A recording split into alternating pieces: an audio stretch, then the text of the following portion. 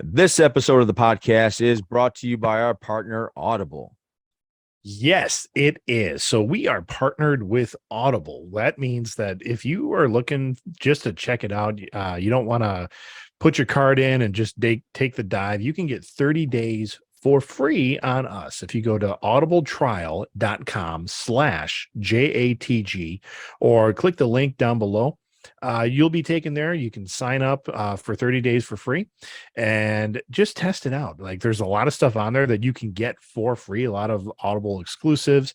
But what I really like about Audible is that out of the hundreds and thousands of audiobooks that they have, if you decide to purchase something, that is yours forever. Like if you decide not to carry on your subscription or you want to take a break or whatever it is, you can always go back and listen to that book whenever you want through the app on the internet. Doesn't matter because it's yours.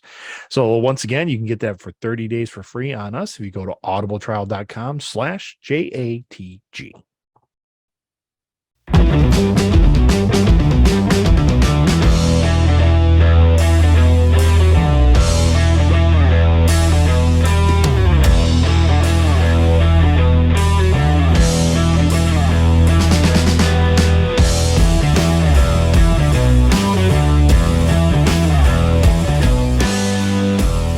There it is. Yeah, now we're live. Now we're live. Johnny and the Greg, we are live once again.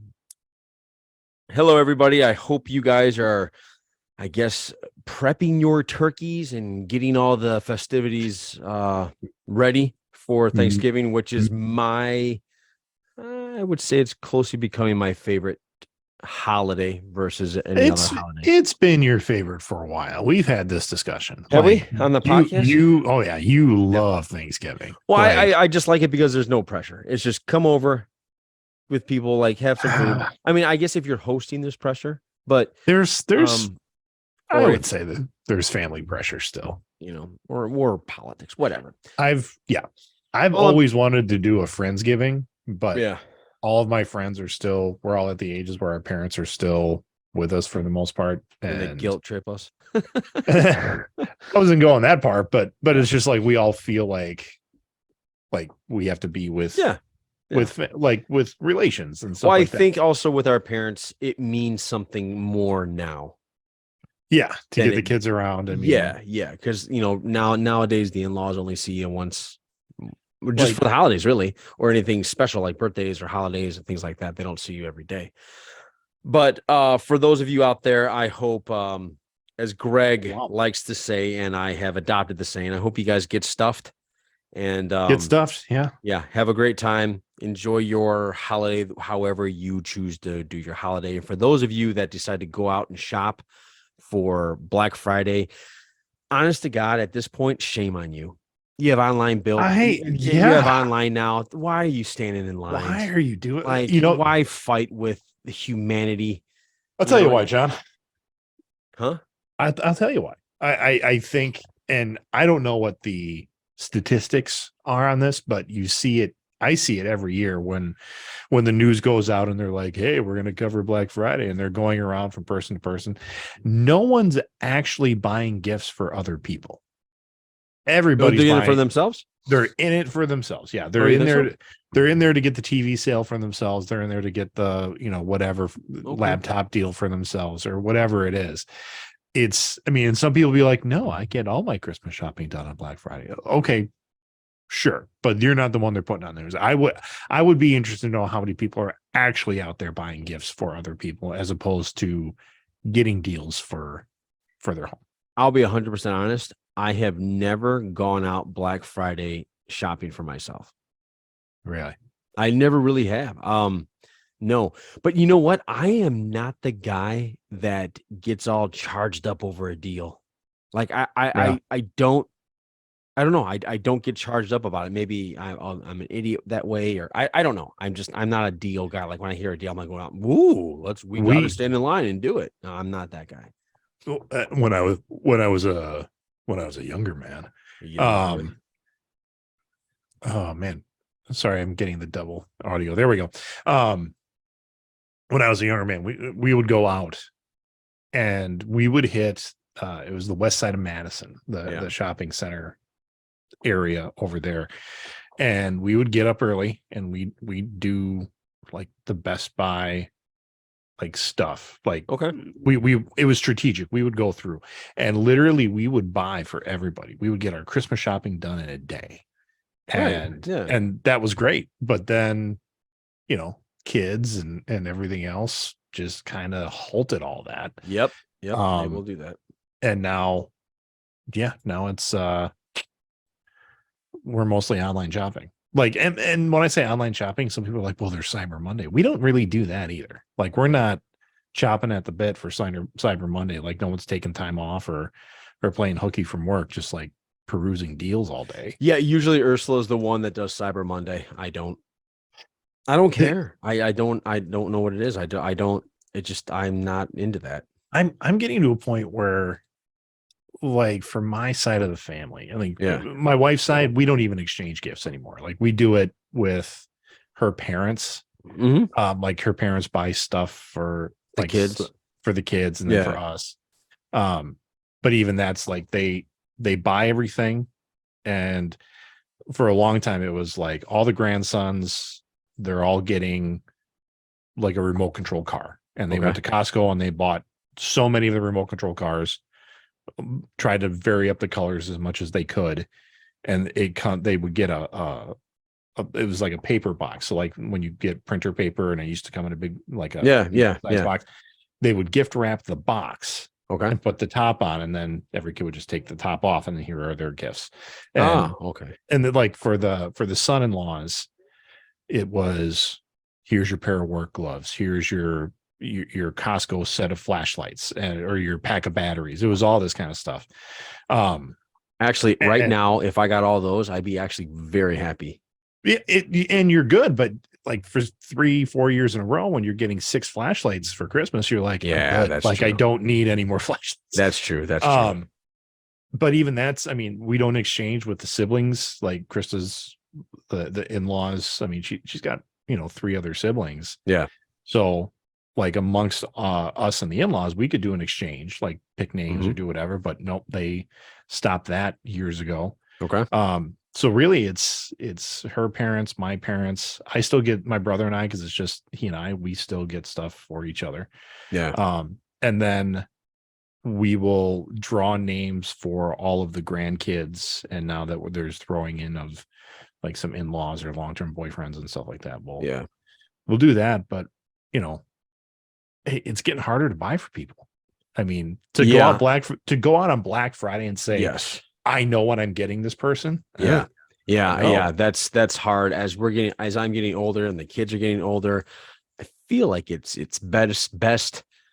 Like we're running into a situation now when people ask us, what does Gwen want? We don't know what to tell them, because Yeah. she's so not finicky. She's so not a Barbie doll girl.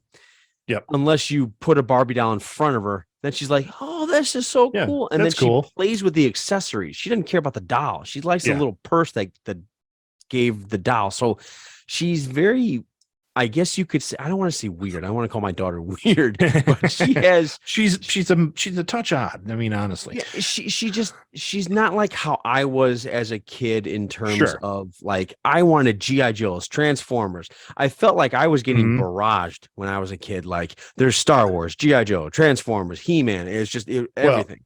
And the way toys worked in the 80s, they were all just general mock-ups. I mean, we learned that from the toys that made us. Yeah, That, yeah. I need to stop fucking with stuff around here. My desk is a shambles right now. Okay. So like He-Man, like it was the same mold Right. for every figure, right? Just new Yes. accessories or something like Right. that. Well, that mold was sold off to how many different toy makers? So you could get like the generic He-Man He-Man, yeah. and just be like, oh, look, it's something else, man. And Correct. it still worked. Where now that doesn't work anymore. You can't Right. you can't get a generic GI Joe or something. Yes, I know. I remember being a kid and wanting the figures to all be a certain size. And I think the size I actually wanted was, I wanted every figure I ever collected to be like the GI Joe, how they could flex. And Oh yeah. the only Sure. thing I didn't like is that the dick would fall off. Come on, you know what I'm talking about. If you ever had a GI Joe, that little thing that was down that represented anything other than if that thing snapped off of the figure, let me find a figure. All right. So this isn't how they work, right? But if you had the guy that could flex here, right? Yeah. And you had this little part here, this little cock piece that would snap sure. off of G.I. Joe. Yep. Okay. And then the legs would become jelly. Mm-hmm. And I hated that. But I don't know what else you would call that other than the cod piece falling off, busting off the toy. Yep, He-Man had that too. There was a rubber band, you remember? Yes. So you snap the rubber band, it's over. Yeah, it's like his game over. You just rotate. Yeah. So anyway, So Black Friday. I mean, if you do it, good for you. Yes. Some people do it just out of tradition of the excitement and everything else, but it's I don't know. I don't think it's a worthwhile adventure thing anymore. No. Yeah, I mean not for enjoy us. your Friday. Watch a show. By the way, I watched A Christmas Story Christmas. Oh, you did? The sequel to that on HBO Max right now. Yep. Excuse me. My thoughts on it were it was fine. It was fine for what it is, right? I wasn't expecting incredible story or to me it was kind of like it was a mix between National Lampoon's Christmas Vacation and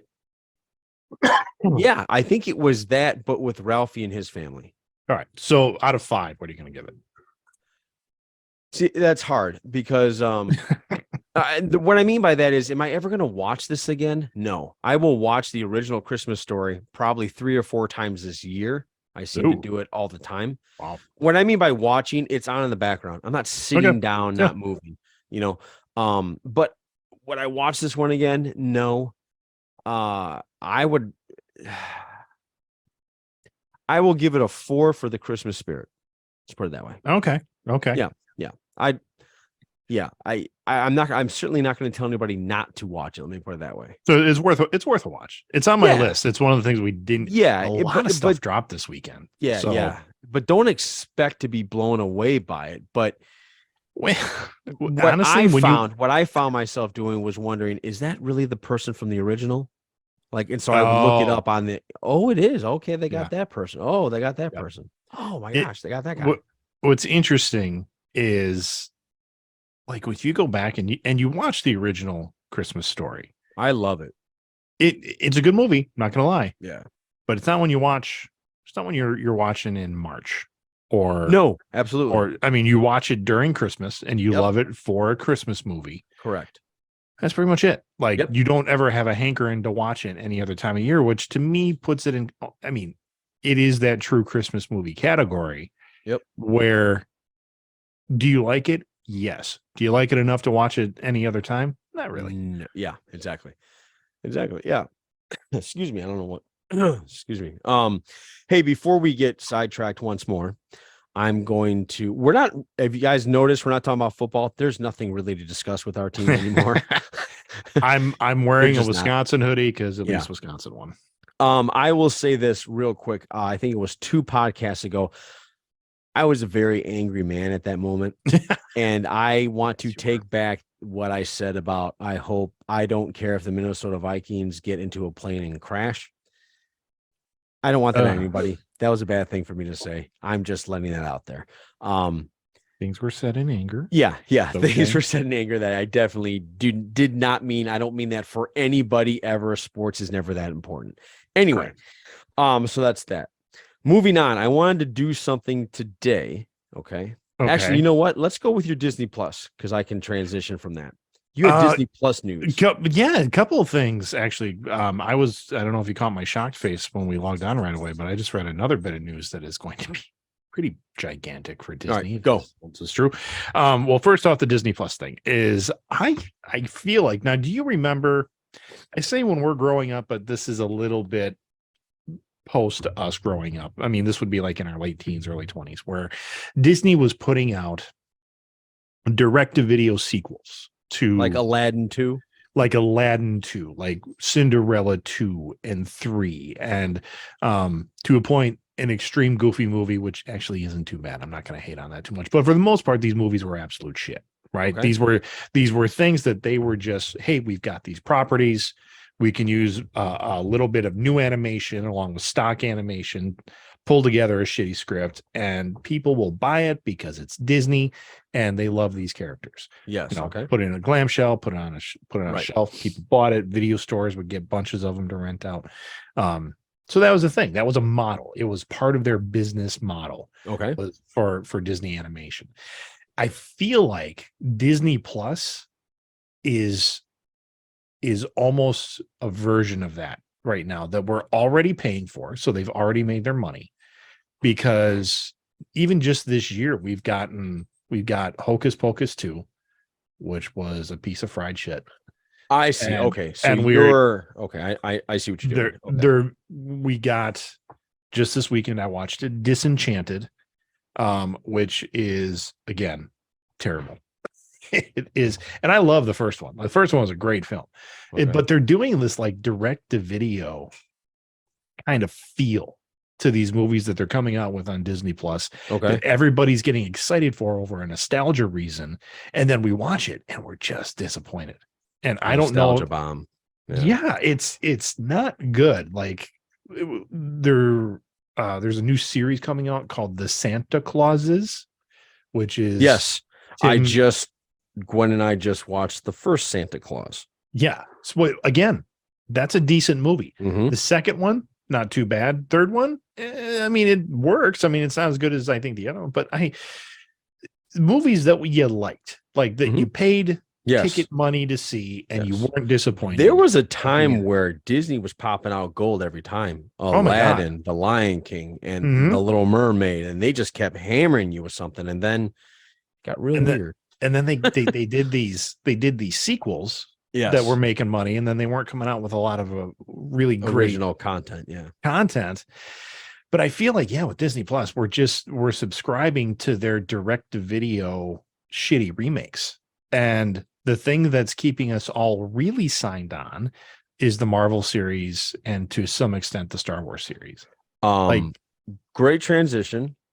I'm all about the Star Wars series right now. I'm watching all of it. Yeah, I mean, they're good. I still have some. I didn't watch Andor this week, but I love Andor. Really good, by the way. And I think part of the great stuff. Not one lightsaber, not one Jedi, not one inkling of all of that. It is an espionage spy show, and it's really good. It's like not even pre World War II, like early World War II feel. Yep, which is what the Empire versus the Rise of the Rebellion. It's all supposed to have that World War II feel, right? But it's all espionage and spy stuff, which everybody, well, not everybody, but a lot of us are really into, and it's fun. I love it. It's a great show. It got a little bit of a slow start for me, but now that we're into it, I'm like, oh no, this is good. Yeah, this is good. Not only is it good, it made me rewatch Rogue One and look at it differently. Yeah, I wish we didn't have Rogue One. I really, because we see Andor's end, and you're kind of like, it's going to be hard for them to, I don't know, keep that. Well, you could do seven seasons of Andor and make it lead into Rogue One, but yes, you could. But it's just kind of anticlimactic if the character dies at some point. If you don't, you do now, folks. It's Rogue One's been out for a long time. So yes, it has. If you need a spoiler alert on that one, that's on you. But the other piece of Disney, can I go into that, or you still want to ride the Star Wars train? I do want to ride the Star Wars train. Okay, go ahead. Because what I wanted to talk about was Gwen and I have started watching Star Wars: The Clone Wars. Mm-hmm. And can I just say that whatever Dave Filoni is doing, whatever because it's past tense. I'm catching up on all this, and I'm sure there's a lot of Star Wars fans out there who already know this. And once again, I'm behind on this. I'm looking at this and I'm thinking, did Dave Filoni just make the prequels really rich and interesting? Like with the characters and with the plots. I mean, the Clone Wars, and I'm only in season 2, and I know there's 7 of them. They're fantastic for what they are. Yeah. Like, it's it's a good show. But not only that, they make you care more about these characters. Like, if you just watch the prequels themselves, there you can't get into the nuances of these characters developing feelings and growing with them, and Ahsoka and Anakin, Mhm. and you actually get to see how Anakin is a good pilot and a really Yeah. good risk taker, and he always pulls it out the end. You know he's going to because he has to. But Yeah. my point is, Dave Filoni has really like gotten us so far into the Clone Wars that it's really like Count Dooku, and Yeah. he's bringing all these people that we just saw. I feel like we just saw like cameos of those in the movies, but Mhm. here we get a real good idea, and then we're introduced to all these new characters. There was this character today called Admiral Trench, who was a spider, and Gwen was Mhm. so into him. Yeah. She was so into him in terms of taking him apart. Like, spiders don't talk. They have more arms than that, and they don't have arms, they have legs. She was He's an doing that alien. stuff. Yeah. So anyway, my point is that um I just Well, it just dawned there's on me that wow, he made the prequels cool. there's a reason that as a fan base, when Kathleen Kennedy took over Star Wars, like the fan base was like, no, it should not be her. Right. It should be Dave Filoni and Jon Favreau. Like Right. those are the two guys that should share responsibility of Star Wars, Yep. because it's so big that they think it needs two masterminds instead of just one. I would agree with Um, that. and then those two went off, like they didn't get the job. I think they're still vying for it. But they went off and they made the first episode or first season of Mandalorian Mhm. together, and they went, oh, this is what these guys can do together. Right. And that's carried Star Wars for up until now, where they're starting to come up with more stuff. So Yeah. the Clone Wars is a great show. It did slow down for me at a couple points. Like I got real sick of the character Cad Bane. That's just me. I know a lot of people love him. But for me, I was like, oh, okay. And then the pirate, I can't remember his name off the top of my head.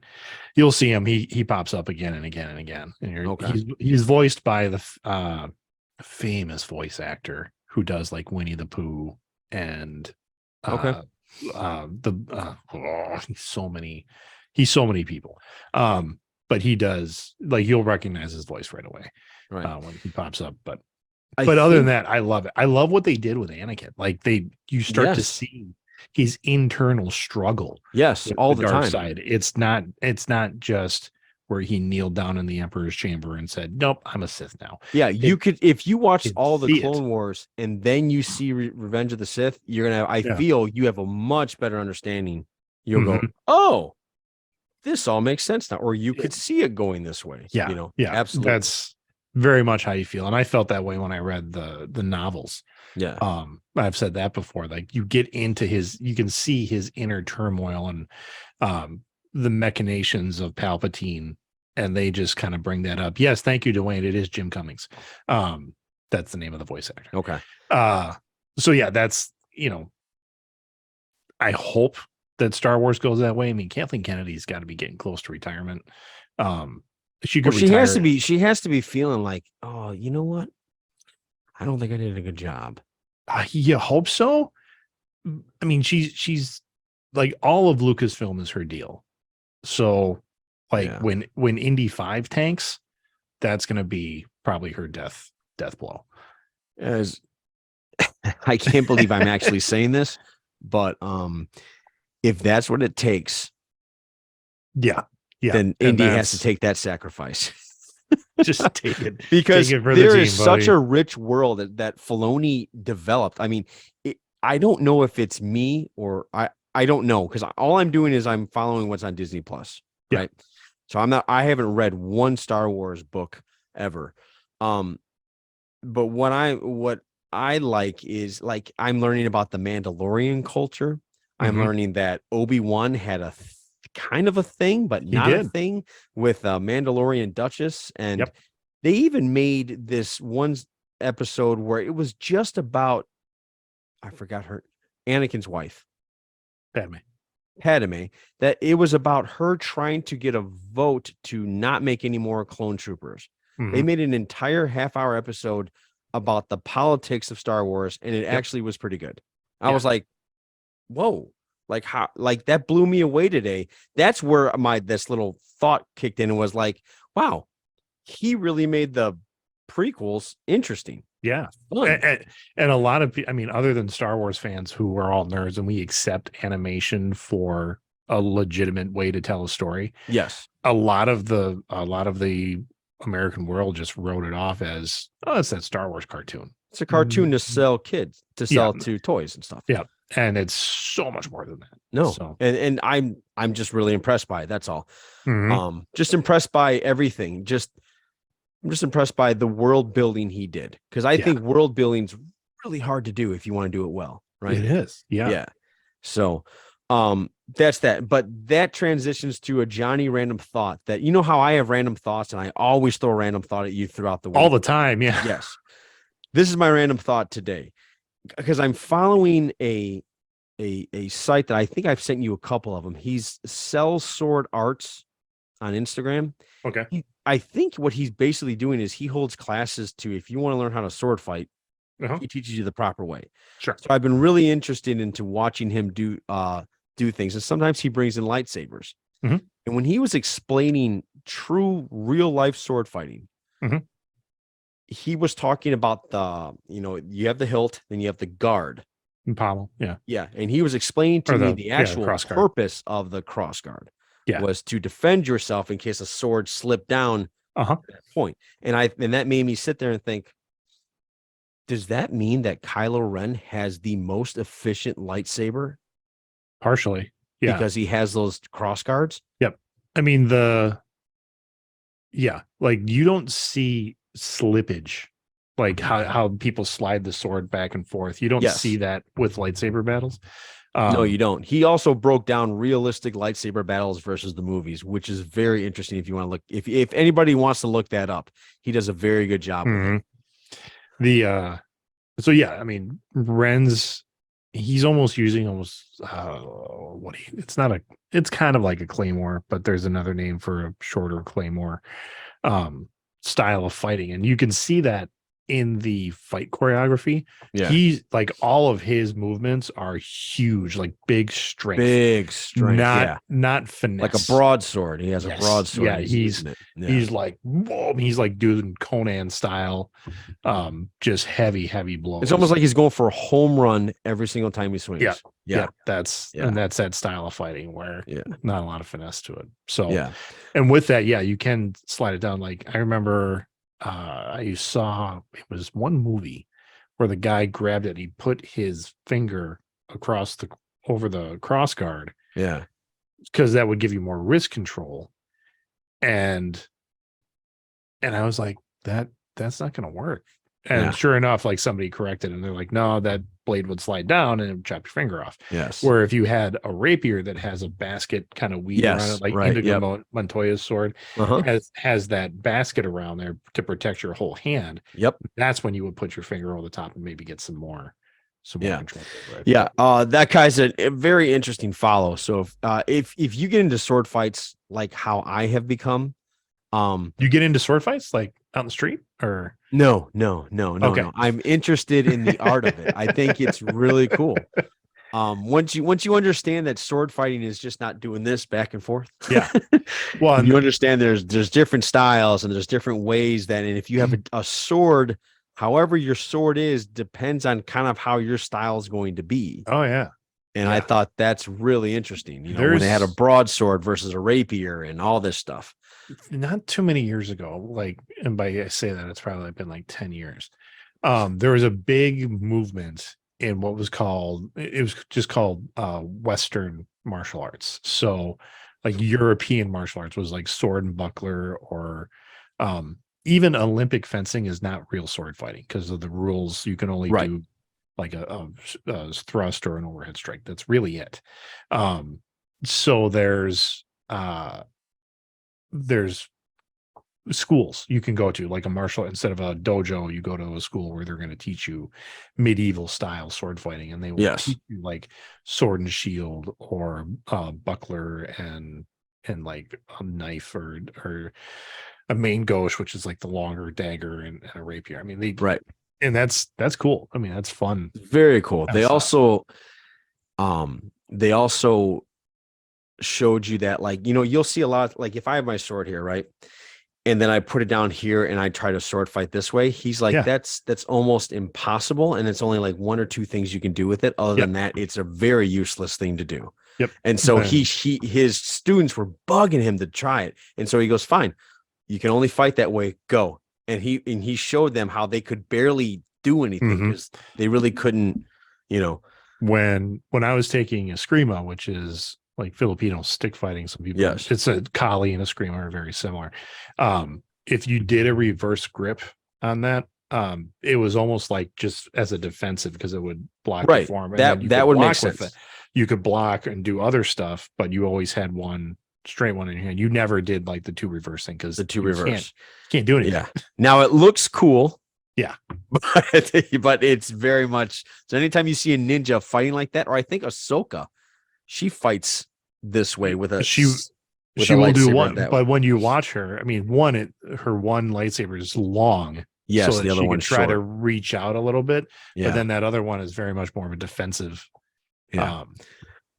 So I just thought it was interesting, and then he keeps talking about like he breaks down lightsaber battles, like reality versus like why like during a fight, like for example, he would say, why during a fight in a lightsaber wouldn't you disengage the blade and like maneuver yourself differently and then have the blade reappear again, right? And he said, according to whoever the experts are, that the Jedi thought it was dishonorable, dirty fighting, right? And the Sith thought it was dirty fighting as well, so they didn't want to do that. And he said, no, I think it's because if you take the time, it's slow to disengage and re-engage again. And he goes, and that would leave you open to an attack. Yeah. But it's just cool how he does that stuff. One novel, there's a Jedi in the novels, Corran Horn, he was one of Luke's first recruits when he rebuilt the Jedi Order, and we're talking in the Legacy universe now, which was pre-Disney. So Corran, when he made his lightsaber, he made it with an adjustable length. So it had like a dial on it where he could adjust the length of the lightsaber, like mid. Oh yes, you told me about this before, and that was cool. Like he would pull off some pretty cool fight because, if he was close fighting, he would dial it down to almost the style, like a Roman style sword, Roman gladius, which is a little bit shorter. Yeah, and then in mid fight, if someone tried to back up, he would crank it up and make it like a claymore size, like and then people would be like, what the? And it was cool. It was cool. So here's an example so you guys understand. Totally should. The back cut or false edge cut. This is when I use the back edge or false edge of my sword to deliver a cut like this. This often is done either after you miss an attack or after you have a thrust diverted. You can flick that back and hit someone. So this is a blade that burns at incredibly hot temperatures and can cut through almost anything. This should definitely get used. Imagine I'm going to attack my opponent, and I know they're going to dodge this attack. So I make them big and overblown. They get at a distance, and as they're coming back in, I flick it up and get them. Seems like a total Sith move. Tell me what you think. Would you use this technique? Techniques that don't get used with a lightsaber? So anyway, that's the guy. I guess that's, if you guys want to follow him, it's very interesting stuff. Let me go back. It is called sellswords.arts. You can find him on Instagram, Facebook, YouTube. He does like little YouTube shorts. Interesting stuff. But anyway, and it's all types of sword fighting. He's fun to watch if you're into medieval combat and like the purpose of it, because Hollywood has just been lying to us for almost 100 years in terms of sword fighting. There's actually the first thing I ever watched on Netflix. I'm sorry, that I ever streamed on Netflix was a documentary called Reclaiming the Blade. Okay. And it talks about swords in terms of like, there's almost this mysticism around swords. Like I have swords hanging in my house, and it's one of the first things that when people come to my house, they see the sword I have hanging. They're like, and they almost want to touch it. Yeah. They're like, is that a sword? Yeah. Is it real? Yeah, it's real. Like not just a artistic being. I'm like, no, that is a real sword. It is a functional sword that I have hanging in my house. Yeah. And yeah, they not only do they want to touch it, but they're just mesmerized by it. So there's like Yes. this allure to a sword. And they go over like historically, why did people own swords? Why did, like, if you had a sword, what did that mean? Even like a peasant up to a lord, and what, how the passing down of the sword through the Mhm. family and all this kind of stuff. And then eventually they get to Hollywood. And Hollywood's fascination with swords, starting with the early swashbuckler films. They go through Star Wars, Highlander, and even Mhm. like some of the modern ones today, where it's like, no, that's a sword. Yeah. So, and like how Hollywood has just lied to us with stage combat. The idea that when you, like you said, they just see Mhm. people clanging Yes. swords together. You watch a sword fight, they're attacking the sword. They're not going after the person. They're going after the sword, which is not what you do in a sword fight, because in a sword fight you actually want to kill a guy. Yes. And so that changes. And so when you see like a good sword fight or a realistic sword fight, it doesn't make for a very visually stunning Right. sword fight. Because like you said, you showed that guy, you do one cut, you flip it back the other way. Well, that could be enough to either a distraction or something like that, where it's just a stab, A stab. Yeah. and then that's it. And that's it. Yes, pretty much. So Yeah. so that's interesting. But Yeah. No, it opened my eyes up to a lot of that, because I think you're right about a sword being, at least for guys. I know anytime I've seen a sword, the first thing I want to do is pick it up. Mhm. I went to a like a strawberry fest down by in a neighborhood town, and the Mhm. guy was selling or the guy was showing off antique like Viking swords. I think I sent you a Okay. picture.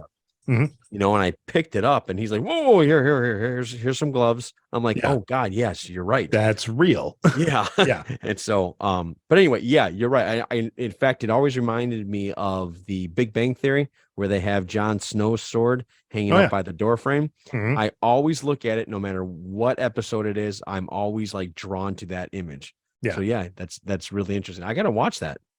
It's a great documentary, and they do go into actual real combat, like Yeah. these other schools where it's like, hey, if you want to learn how to actually fight like they did Yeah. in Western Europe, here's how they did it. You think our friend that does the armor combat, you think he had to go to a school and learn how to use that? Or do you think he just picked it up and started figuring it out? I think Jed started with, hey, here's some metal and go beat up that tire. I think that's how he got his start. Okay. Now once you get into that life of armored combat, eventually there are people that will say, hey, you have a falchion, which is a type of sword technically, and a shield in your versus. These are some of the techniques that you Right. can do. I just came across it probably because it popped up because you've been sending me that guy's stuff. I'll have to try to see if I can find it, but it was just a stream of different clips of different medieval combat guys like working their swords, and they Just weren't work. wearing Yeah.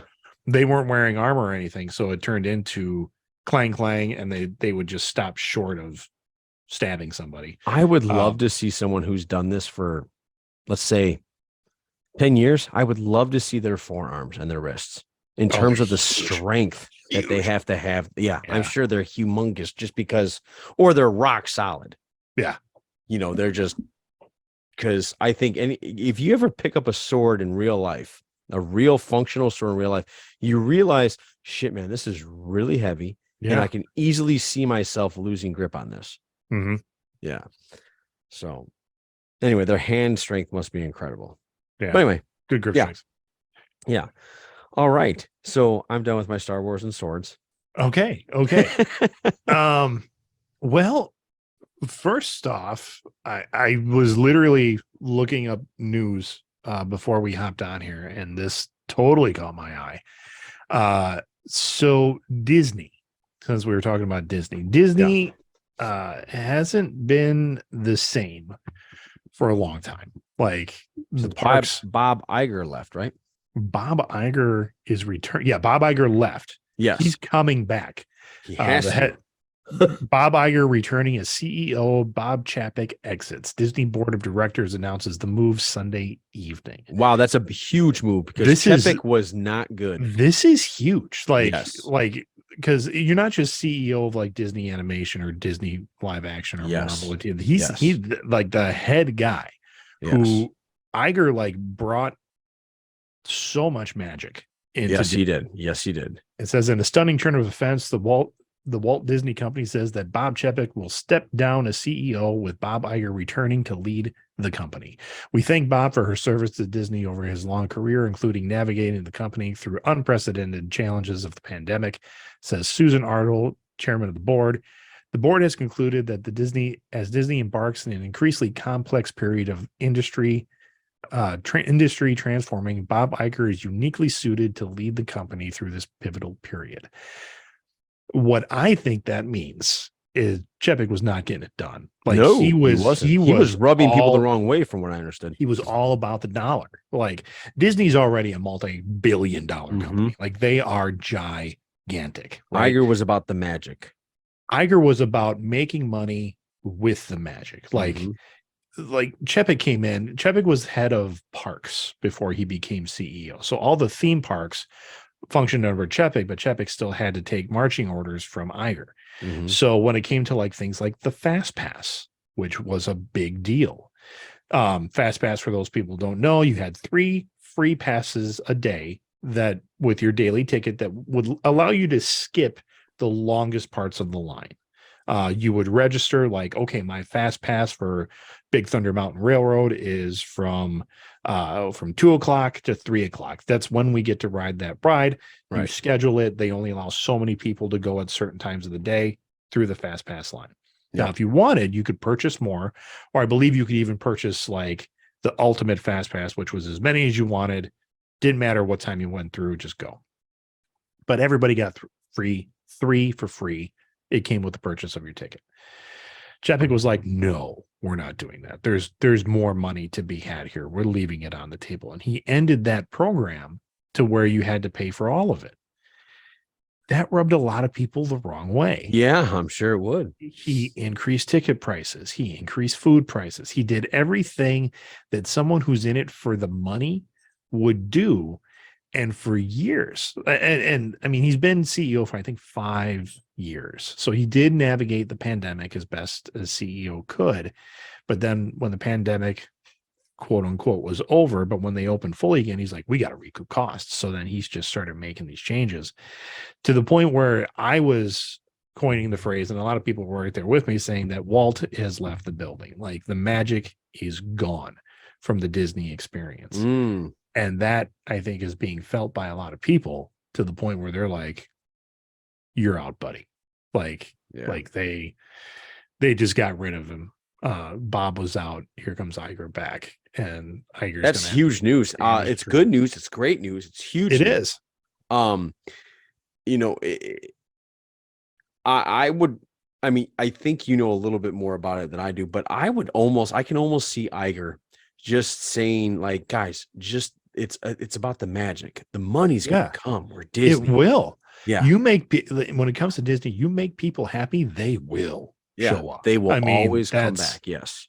That's not a question. And what I hope, the couple of things I hope Bob can do is, 1, bring the magic back to the building. Yep.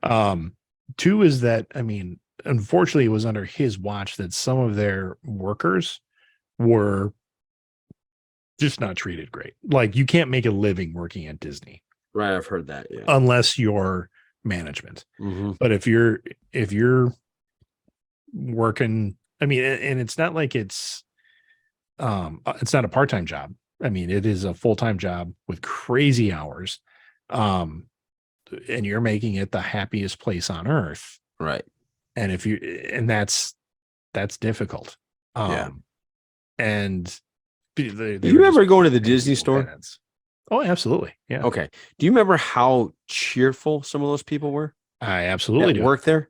Yep. Yeah. It always shocked me. And at first I was almost turned off by, I was like, but wait a minute, what am I walking into here? This is Disney. Yeah. So they have to do this. Yeah. our D&D buddy and my good friend Mark Yes. managed a Disney store, Okay. a couple actually, and that was it, man. Like when you're in the Disney store, Yeah. they want to make it feel like you're on the Disney property. Yeah. So you're not a customer, you're a guest. And Mm. that's what it is. And you're not a store clerk, you're a cast member. And it's front stage, it's backstage. I mean, they're using all the Disney training. Logo. Yeah. Training. So, and that's when they started to shut down the Disney stores. Uh-huh. That's when he and his wife packed up and they went and got jobs down at Disney World, because they're like, yeah, you work for us. Yeah. You can come down and get jobs here. That's what they did. And then they moved back up because their kids were up there and whatnot. But yeah, it's that culture, that feeling Yes. was just gone. Yeah. And people were feeling it. And so that was I don't know. I look forward to it. I hope Chapek can bring it back. Oh, not Chapek. I hope Iger can bring back that magic. My family and I have been vacationing in Orlando for the last couple of years, and it was kind of our first real family vacations. And we were just totally staying clear of Disney. One, because of the cost, and two, because we knew the magic just wasn't there anymore. Yeah. If the magic's back and I hear positive things, I would consider going back to Disney with my, mostly teenage to adult children. So yeah. I have a quick question I want to throw out to the audience that's listening to us right now. How many people got listening to us? 4? Good question. It's fluctuating.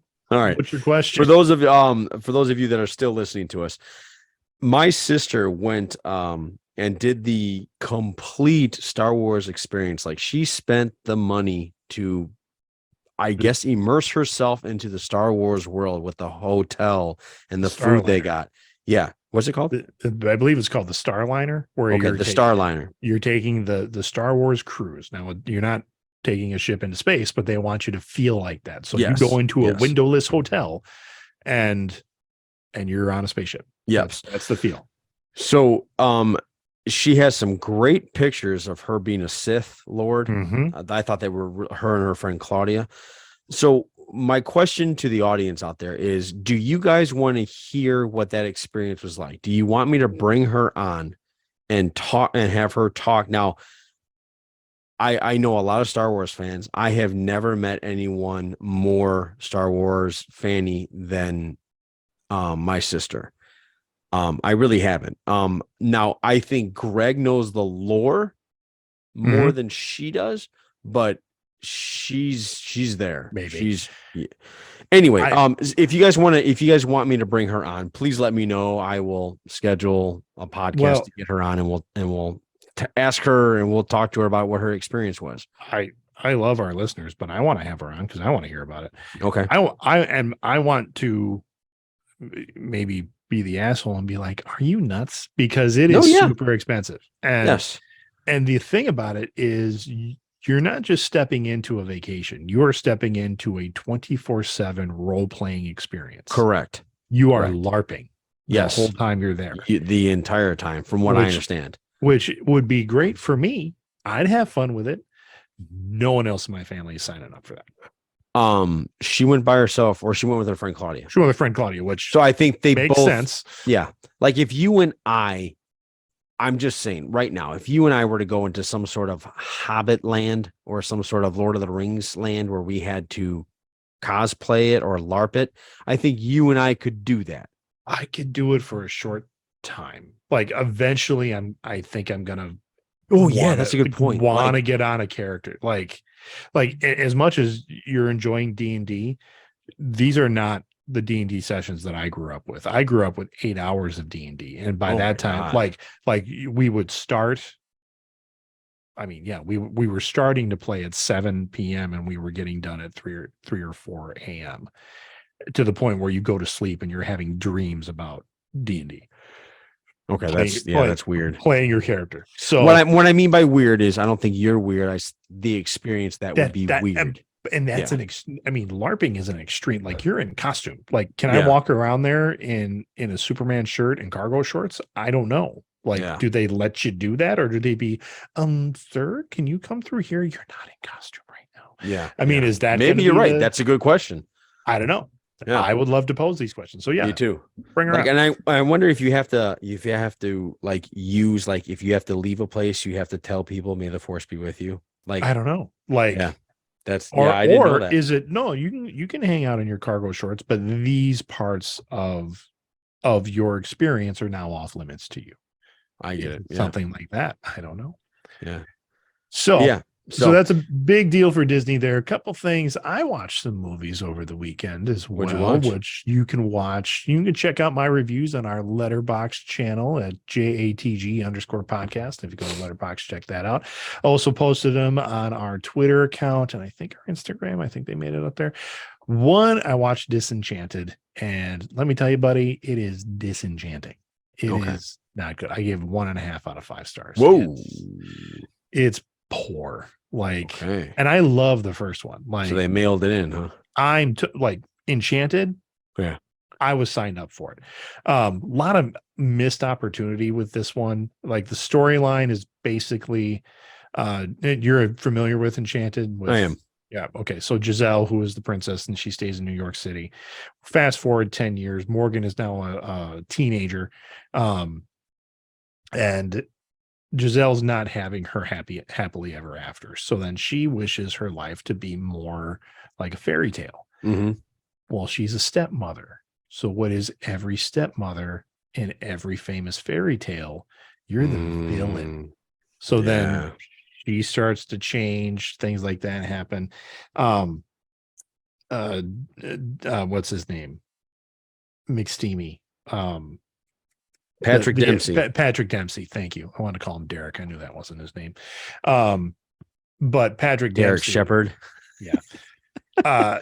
He becomes like the dashing prince, like the ho, and he's got a sword and he wants to go around saving people, and he's like barely in the movie. Like, it's one of those things where you're like, you got paid for this? Like, did you need to make a car payment or something, or did you get divorced and needed to like pay off your lawyers? Because he phoned it in. Like, it's sad. The only good performance, Gabrielle, I don't know if it's Balancino or Balancino, but she plays Morgan. Played Morgan in the first one, and like now she's a teenager. Every time she's on screen, chews it up. Like, absolutely steals the scene. So I'm interested to see what she does if she goes for more movie work. Okay. So that was, like I said, disenchanting is disenchanting. So I would sorry to hear that. Skip that one if I were you. I don't even think Gwen's gonna like it. The musical numbers, there's nothing catchy about them. Like, there's not a good fun musical number at all. And that was disappointing. Next one watched. Did you say musical? You lost me. You lost me did. a musical. You're really gonna lose you on this one, but I still think you should watch it. Spirited with Will Ferrell and Ryan Reynolds. Oh no, huh? No, loved it. Okay, I figured that would be good. 4 stars. Okay. 4 out of 5. It's not the best Christmas movie, but I can see us watching this Christmas time. Like, I could see a Will Ferrell movie marathon of Elf and Spirit. Like, that would be a doubleheader. Sounds good. The Spirit's kind of like a Scrooge meets it's another Scrooge kind of retelling. It's the idea that the 3 spirits, Will Ferrell plays the Ghost of Christmas Present, and he's kind of like the director. Like, this is, you see the spirit world, and these are all actors, and they're doing research on Ryan Reynolds, and then they're going to piece together, here's what we're going to show him from the past, here's what we're going to show him the present, here's how we're going to save him. Yeah. And Ryan Reynolds is considered an unredeemable, is what they okay. So, but it's a big like stage production, and they're going to go in and they're going to do all these things. Real good, like Will Ferrell and Ryan Reynolds on screen together. Great back and forth. Like, they're both playing kind of the straight guy who then gets a little silly at times. And yes, it is a musical. There are musical numbers, but the musical numbers really good, very well done. You could tell there were times where it's like they're on like a Broadway stage and they're just filming the stage show kind of piece. Yeah. But fantastic choreography. The songs were catchy. I really liked it. So, all right. Definitely one worth checking out. Okay. Sounds good. Anything else? No, that's kind of what I had. That's it. Yeah. How was your week? You said you were sick. I mean, that's just a daughter. I don't know if Getting you sick. if you saw, but Jason David Frank, the Green Power Ranger, Yeah. passed away. Wasn't a big fan of Power Ranger stuff, but I did like that guy. He was a cool guy. He's 49. I met him a couple of times at cons and stuff. Super friendly. After Power Rangers, he went on to had like an MMA career for a little bit. Nothing did he big. really? Okay. Nothing big, but he definitely knew what he was doing. Like he was a martial anybody artist. that's like you choose to go into a octagon and punch. Yep. Like that's or fight. Used his MMA career also as a ministry. Like he was like fighting for Jesus kind of stuff. Okay. Interesting, but then he just really got into the Comic-Con culture, loved the fans, loved taking pictures, did a couple of the Bat in the Sun production company where he was either playing like a martial artist, did some Street Fighter, and then like being the green/white ranger. That would be a good guy to get on. Who? Bat in the Sun? Bat in the Sun guy? Yeah, he'd be fun. But so he passed away 49. They're saying it's a shame. They're saying suicide, which is really too bad. Oh, that's horrible then. So I don't know what kind of demons he was fighting with other than sounds like a lot. No, other than he was on a kids show as a teenager. So maybe it could be Price of Fame kind of stuff going It could on. be that, you know. Never really. It could. You know what? I'm not going to say I don't blame him. I'm just saying there's a part of me that could understand this idea of you're something and then all of a sudden you're kind of not. And the 1 minute you're adored by everybody and the next minute you're adored by like, you know, just a comic book collector. Yeah. Yeah. You know, and that's a different type of very niche crowd. Yeah. And you're no longer invited to the parties. You're no longer, you know what I mean? And so that has to be, it's almost like you're a big time sports celebrity. And then 10 years go by and you're not in that sport anymore. And nobody really, you know, they want you to come by. Yeah. They want you to come by, but it's not only that to me, it's imagine being like, I always thought the hardest part Michael Jordan would have after he retired was the roar of the crowd wouldn't be there anymore. Right. You know, that moment when you win the game and everybody like the crowd erupts because of what you just did, like that type of attention. And I think that's when we talk about the attention of it and the sport, to use the sports analogy, like Michael Jordan can still get a standing ovation here. Yes, absolutely good. But he played a game that's huge in this country and became an international star. Yes. In terms of like the Power Rangers folks. Right. I mean, that's like being a really, really huge in the world of pickleball. I get it. There's but just still being a big deal, niche community. Right. But same with the professional bowlers. Yeah, absolutely. Yep. You're a huge deal in that community and people will go nuts when they see you. But for the most part, you can do your shopping. Right. Like you can go to places and people might recognize you, they might not. But for the most part, you can be a normal guy living a normal life. Yeah. Where I don't know if Michael Jordan could still, like, he can't go out in Chicago. You're right. I wasn't trying to compare both. I was just trying to. Right. I was kind of like transitioning to like the problem when an athlete goes away. Yeah. No, that's huge. Rush. That's why Dwayne Johnson says he'll still go back to WWE every once in a while. He's like, it has to be addictive. Yeah. He's like, you don't know what it's like to have like 75,000 people absolutely screaming about how much they love you. Well, not only that. Okay. All right. If any of you out there can understand this, you make that one joke with your friend group and everybody laughs at you. That moment you feel right there. Yeah, times 1,000. Magnify that by like 75,000 people that love you just walking down, getting into that ring. Like that has to be something that is like a drug can't follow that. There's a guy. The guy I went to high school with, he and his family drove down to Chicago this weekend to see the Nature Boy Ric Flair at a conference or at a con. at a con. Yeah, Yeah. pictures of him signing their stuff, and I mean that guy is in his 70s Yeah. and just stopped wrestling a couple of years ago because that's addicting. Yeah. I think it's a problem that all the greats face. Brady, I think he's going through that. I think he's going through the idea of, I don't know what else to do with my life. Yeah.